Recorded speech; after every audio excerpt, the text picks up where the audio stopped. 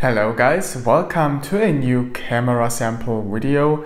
This one is about the Vernee Mix 2, which isn't only Vernee's first 18:9 ratio phone, but also their very first dual camera smartphone. But it really is a disappointment in some categories, and in this little camera review you will learn why. So Vernee themselves don't seem to be quite sure which specs the camera of the Vernee Mix 2 packs. On their website they advertise a Sony IMX258 dual camera, so that would mean that we have two 13 megapixel sensors inside of there, similar to the Ulefone Gemini Pro or the Mediatek Z Pro. Now the thing is that when you open up their spec sheet on the same website and don't just look at the advertising images, you suddenly see that they advertise a 13 megapixel IMX258 single sensor accompanied by a 5 megapixel secondary sensor. Now we had a look inside some of the camera system files and checked out what's inside of them, and the strange thing is that there is no mention of a Sony IMX258 sensor, which should be the case like it is, for example, on the Vernee Mars Pro. What we find there are two 13 megapixel sensors, but really just one of them is used, but we don't know which one. So how do we know that just one of them is used and that they don't use two 13 megapixel sensors? Well, just have a look at the camera module. If you have a look at the lenses, you see that there is a large lens, which is the main sensor with the advertised 13 megapixels, but there also is the secondary sensor, which has a much smaller lens. And this means that it just can't be a 13 megapixel sensor, and it likely also isn't a 5 megapixel sensor. And when we have a look at the driver file again, we will find something interesting. There is a mention of a Galaxy Core GC0310, and that's actually a sensor we know very well from other cheap dual camera phones. It's a VGA sensor, mostly used as the secondary sensor despite advertising something bigger. So this is likely the sensor we find here in the secondary camera module, and this means that we don't have a proper dual camera setup in there. Now for the front camera they advertise an 8 megapixel sensor, but again, there is no 8 megapixel sensor that can be found in the driver file. What we find there is a Galaxy Core GC5025, which is a 5 megapixel sensor. So the 8 megapixel they're advertising is just an interpolated value. So just to make sure that you know this. Now, what does all of this mean? Well, it's just the usual fake dual camera you find in most of those cheap dual camera smartphones from China.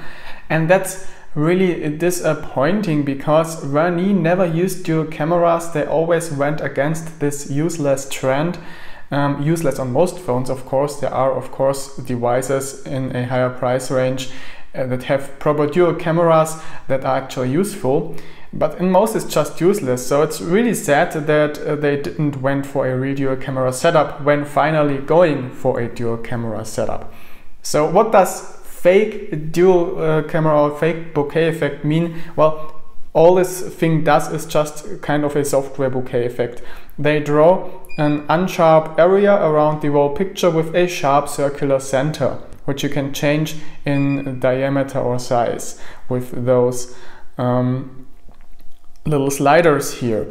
So with this you just can't get proper bokeh shots. It will always look kinda strange, and you don't have any depth detection or edge detection to actually get a proper bokeh effect with a very sharp foreground object and a properly blurred background. So results never look good. And I think it's really a pity that they went for such a fake dual camera setup, because it's just a waste of money. Essentially the camera wouldn't be that bad, and if they would have left the dual camera stuff out on this one. They could have probably made it a little bit more cheaper or use the resources they gained by leaving it out to improve the main camera even further. So before we have a look at actual camera samples of the Vernee Mix 2, let's just quickly check out the camera application. And this one actually is very similar to the camera application we found on some Mediatek smartphones in the past. So on the bottom we have a selector for the modes. We have a video mode, photo mode, face beautify mode, a blur mode, which is the fake bokeh mode, a mono mode, which is a monochrome mode. I don't really get why they put that in there, because we don't have a native monochrome sensor there. We also have a panorama mode and a pro mode, which unfortunately isn't of much use because you don't have much settings available here, as you can see. And also we have some more settings available, like picture resolution and that stuff, the picture size or aspect ratio, and an HDR mode. So that's basically about it. It's a very simple camera setup. The main camera can record videos with a resolution of up to full HD, and if you switch to the front camera you are limited to a video resolution of 480p. So that's kind of disappointing. 480p is kind of outdated. I don't get why some manufacturers still use such low resolution sensors on their front camera.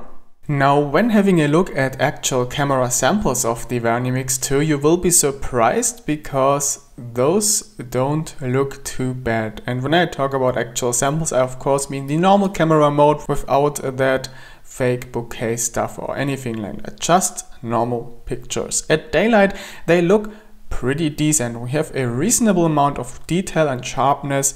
There are no blurry borders or edges. The pictures in general look really good. The colors look very realistic. No matter if you have bright sunshine or bad weather, they just look good. So this is pretty well optimized, and the camera does very usable photos at daylight. Now, when it comes to low light photography, it doesn't perform the best, but with a reasonable amount of synthetic lighting available, for example inside a city at night, you still can take okay photos. I mean, look at those samples, they don't look too bad. We have some noise in them, sharpness isn't perfect, but remember that this one isn't an expensive smartphone, so I think quality is totally fine with this one. Where the phone disappoints a little are pictures taken with the LED flash. Those almost always look kind of washed out and kind of unsharp. Now, when it comes to full HD videos recorded with the main camera, those lack kind of a bit of quality. They might look a little bit grainy, a little bit noisy. They are smooth, and actually the image stabilization works surprisingly well. It's supposed to be optical image stabilization, and so far I have no reason to not believe this. It's not the best image stabilization I have ever seen on a phone, but for the price range it's totally fine.